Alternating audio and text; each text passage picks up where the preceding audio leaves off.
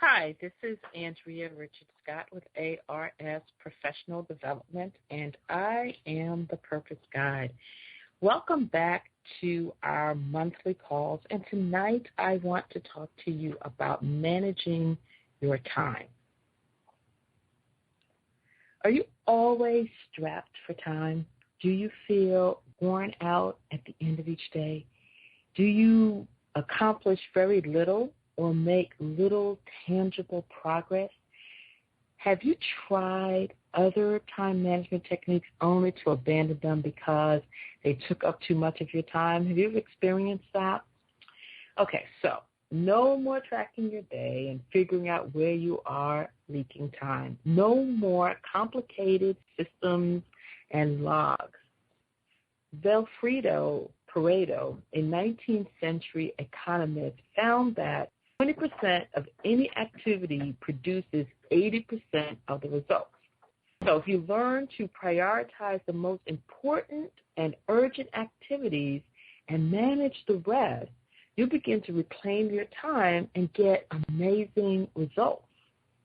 According to Stephen Covey, author of First Things First, everything you do during the day will fall into one of four categories. These categories are important and urgent, important and not urgent, not important and urgent, not important and not urgent. Don't worry about it. We're going to go through these in a little bit more detail in a moment.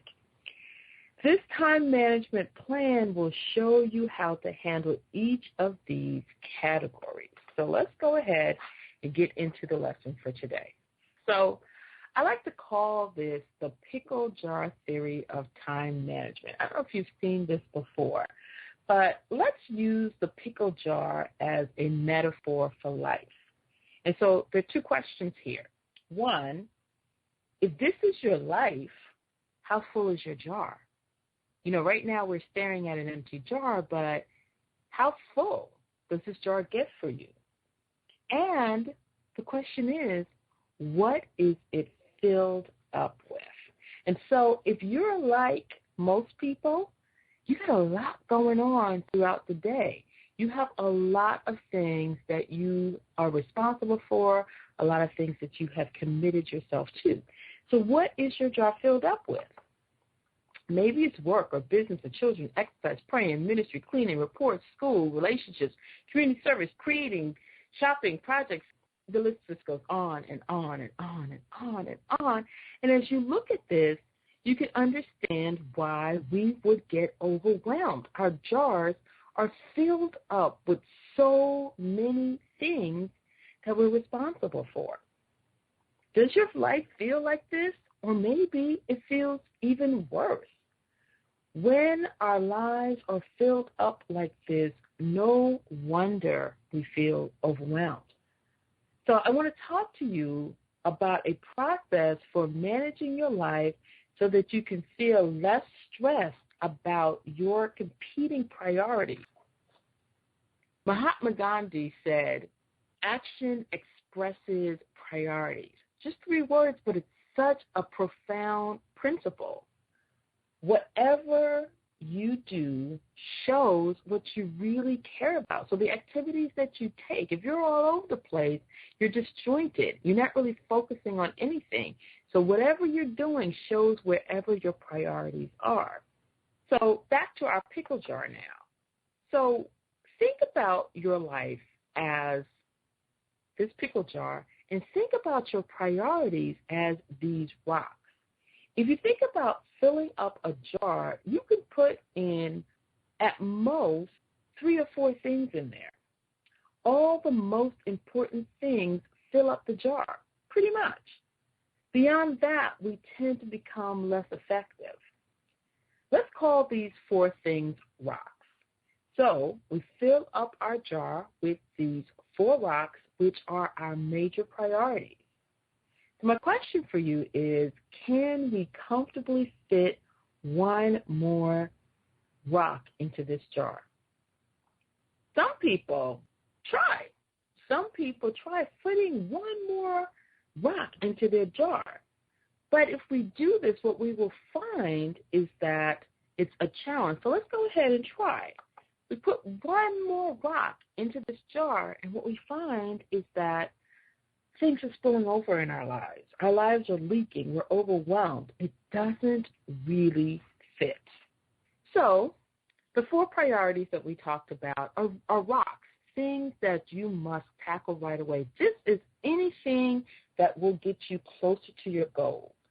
For business people, it could be things like getting new clients or servicing the clients that you already have, making money, bringing in new revenue, producing, marketing, meeting deadlines, things like that. For parents, maybe it's building a family and nurturing your children and making sure your children get a good education. For students, it could be studying, showing up to class on time, things that are of vital importance. These are the things that are going to get you closest to your goals. So, okay, every month we get together, we talk about different topics, and as usual, we have action challenges. And so tonight, I want to share with you some action challenges that you can focus on around making sure that you tackle those things that are important and urgent. I want you to write down your top 3 to 4 items that are your priorities. These are going to be the things that are the most important and the most urgent things that you must tackle. These are things that you definitely need to take action on right away. Go ahead and write those down, 3 or 4 of those things. And again, back to the earlier slide when we said, if you try to do too much, your life starts to leak. Your life starts to be overwhelming. You start to kind of not be able to manage too many priorities at once. So go ahead and write down the most important ones, and we'll see what we can do with the rest of the stuff. Okay, so Stephen Covey says the key is not to prioritize what's on our schedule, but to schedule our priorities. I really like that because if you think about it, we're always looking at all the things that we have in our day, and we start to juggle our days and try to prioritize and try to make things work. But if we look at it the other way around, if we think about what our priorities are, we put those on our schedule first, and then everything else is either going to have to fit around it or we're not going to be able to get to it. So think about it. I showed you the 4 rocks in our jar, but my question is our jar really full? And that's something I wanted to think about for a while, because when we're working on these 4 top priorities, and we are focusing on them, do we have any room to do any of the other things? So let's take a look at that. The truth is our jar isn't really full at all. While we can't get any more rocks into the jar, these are these big priorities, can't get any more of those into the jar, we certainly can get in smaller things. So maybe we can get in some pebbles into our jars. These pebbles are your important but not urgent things. These are things that you will need to plan and schedule. If you plan and schedule well, these things fit in neatly around your priorities. So you take a look at the 4 priorities. Say, for example, your 4 priorities are family, work, self, purpose, or spiritual life. Then you have room, once you've managed those things, you have room where you can put in some other things. These are going to be things that you're going to want to schedule. These things are important. They're not urgent. You don't need to do them right away, but you're going to need to schedule them. You schedule these things that matter. You plan for the future, because doing so makes sure that when the future gets here, it's actually better. Proper planning leads to success, but poor planning leads to poor performance. So you always want to plan and schedule those things that are important to you. So let's take a look at some of the things that we might want to plan or schedule, some of our pebbles. So relationship building. If you're a business owner and you want to build your business, one of the best things you could do to leverage your business is to build relationships, accountability partners, mentors, joint venture partners, networking with mastermind groups. All of those things are going to build relationships. And so those are things that you're going to schedule. Strategic planning. You really need to be able to know where your business is going in the future. Without strategic planning, you won't be able to do that. Building your expertise, that's another thing. Taking classes, training, getting as much knowledge as you can and building up your expertise, those are things you need to schedule. Look at your calendar, look at your day, and try to figure out what are those things that you actually need to schedule. So here we go with our action challenge. I want you to write down 5 important but not urgent items that you must schedule. Go ahead and put those things on your calendar. So we're going to look at 3 or 4 priorities that you must have. And now I want you to take a look at the 5 things that you need to schedule. Do you need to schedule some time with your accountability partners? Do you need to schedule some time to plan your business for the year? What kinds of things do you need to stop and actually schedule? Go ahead and write those down. Andrew Carnegie said, no person will make a great business who wants to do it all himself or get all the credit. And I think this is really important. It goes back to this whole thing about being able to work with other people and to delegate. So let's talk about what happens after we put our priorities in place and we begin to schedule some of these other things that fit around, these pebbles as we talked about. What happens next? Is our jar so full that we can't do anything else? I mean, the jar looked pretty full with the pebbles and the rocks in there, correct?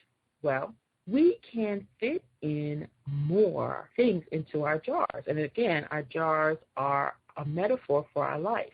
Even though the jars seem to be pretty full, we can still get a little bit more in there. Let's call these small, tiny particles sand. The sand conveniently fits in between the priorities and our schedule. These things are routine things like fact-finding assignments, preparation of rough drafts of reports, problem analysis and suggested actions, collection of data for reports, photocopying, printing, collating, data entry. Sure, we can fit these things into our lives, but why should we when we can easily delegate them? How to remember to delegate both the responsibility and the authority. There's nothing worse than having someone that you delegate something to and they don't do it. Or worse yet, there's nothing worse than having someone delegate something to you and then they come back every 5 minutes to check on it. So while you want to inspect what you expect, you don't want to be a micromanager. So delegate authority along with the responsibility, but always remember that the accountability rests with you. We're going to delegate those items that are not important, but they're urgent. They have to be done, but somebody else actually can do it. So let's look at our action challenge around this. I want you to write down 7 urgent and not important things you must delegate. Again, these can be things like photocopying. You got to get the photocopies for the press for proposal, but do you need to be the one who does that photocopying? What about printing and collating? What about data entry? What about fact-finding? Does that have to be your responsibility, or can somebody else do that? So go ahead and write down about 7 things right now that you can delegate to someone else. Now, you might be in a situation, maybe you're a solopreneur, or maybe you are an individual, you don't have anybody reporting to you. How do you delegate when you have no one that is assigned to take this load from you? Well, there are many things that you can do. If you're a solopreneur and you work by yourself, you may want to consider getting a virtual assistant. You may want to consider hiring someone to work with you temporarily. If you work in an organization and you don't have anybody reporting to you, you may want to request additional support. Maybe there are other people on the team who can fill in the gap and they can work with you to make sure that this gets done, especially when you're in a crunch time. Let's say you're working on a major project with a huge deadline. It's important to the organization. I'm sure management will support you getting that extra help in order to make you more productive. So think about creative ways that you can delegate. If you are working at home and you're raising your family, what about hiring maid service or hiring a cook or somebody else who can do certain things for you, or lawn service, those kinds of things, so that you can get some of the other major things done. So we're always thinking about how can we free up our time to do those things that are urgent and important, or things that are important but not urgent. And if you could free your time up and focus on those two buckets, then you'll get so much more done in your day. Bruce Lee says it's not a daily increase, but a daily decrease. We got to hack away at the things that are inessential. Or in other words, get rid of the stuff that doesn't matter. So when you think about what you have to handle in your jar, it seems to be pretty full, right? It seems like you couldn't fit one more thing. We put those 4 rocks in there, and then we put the pebbles in the spaces that fit neatly around that. And then on top of that, we added sand into your jar. Well, what else can you get in that jar? Think about this. We could probably fit one more thing, and that thing is water. Amazingly, the water easily fills in the pockets between the rocks, the pebbles, and the sand.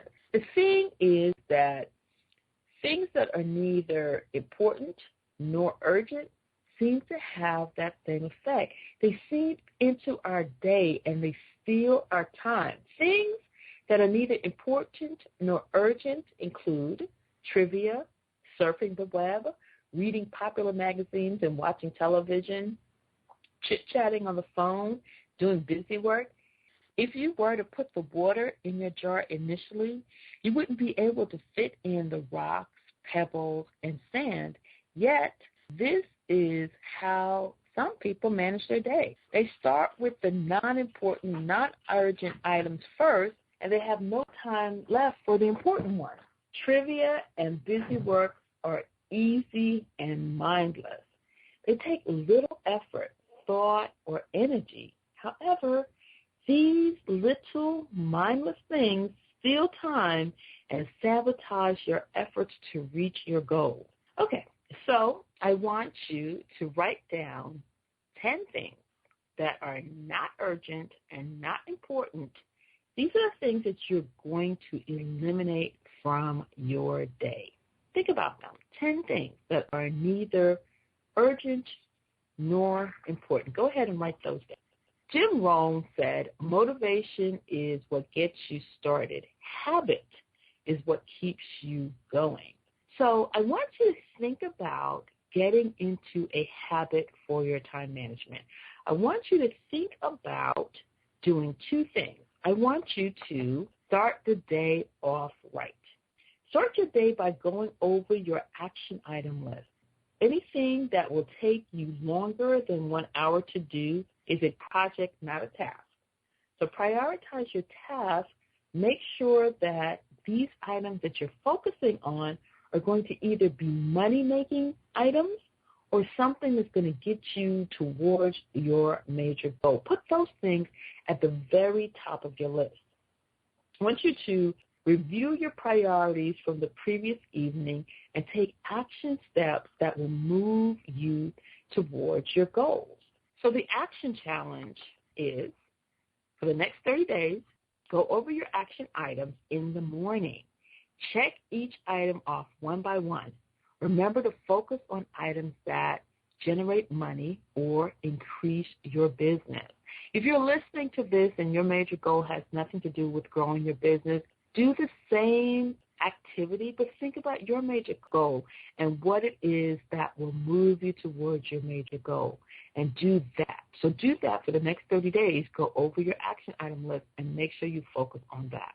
Benjamin Franklin said, by failing to prepare, you are preparing to fail. And I think that is really, really important. So what can we do about preparation? That brings us to the second habit that we need to implement into our daily lives, and that is to end our day well. Before you finish your work each day, make a list of all your important responsibilities. These are the rocks. When you arrive at work, pull out your list and systematically tackle these items. Once you've addressed them, focus on the important but not urgent items. the pebbles. These tasks are the foundation of your vision and the platform you will use to get to your destiny. You'll find that you can accomplish much more and feel revitalized because you're getting closer and closer to your goal without burning yourself out. The unimportant but urgent items, these are the sands, you can delegate those. And the unimportant and not urgent items can be ignored altogether. You will find that you will make so much more progress in your day. Now, what I want to remind you about is that a task is something that you can do in an hour.